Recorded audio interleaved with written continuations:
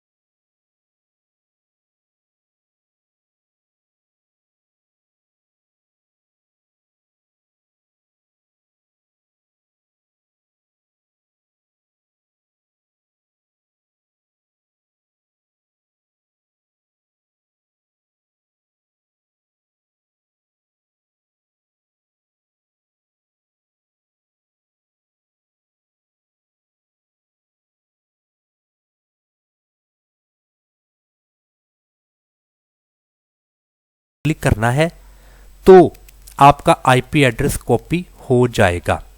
जैसा कि यहां पर लिखा है IP has been copied into your clipboard, या फिर आप इसको ऐसे सेलेक्ट करें, राइट क्लिक करें और यहां से कॉपी कर लें।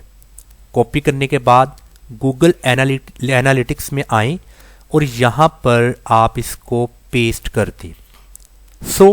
पेस्ट करने के बाद सेव को क्लिक कर दें तो आपके फिल्टर में ये आपका जो आईपी है वो एक्सक्लूड हो चुका है। आप यहां पर फिल्टर नेम देखें, जो भी आपने दिया गया होगा, जो भी आप ये भी लिख सकते हैं माई आईपी, और उसके बाद फिल्टर टाइप में एक्सक्लूड कर दिया गया है। किसी भी तरह की इंगेजमेंट्स, किसी भी तरह की नोटिफिकेशंस, जैसा कि आप खुद अपनी वेबसाइट को मैनेज कर रहे हैं, उसमें तब्दीलियां कर रहे हैं, या फिर आपके एम्प्लॉयज़, तो वो नोटिफिकेशंस या वो इंफॉर्मेशंस या वो डाटा आपको नहीं दिखाया जाएगा। क्यों?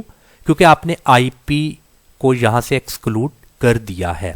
मैं उम्मीद करता हूँ कि ये आज का इम्पोर्टेंट टॉपिक आपको समझ आ चुका होगा। अस्सलाम वालेकुम वरहमतुल्लाहि वबरकातुहू।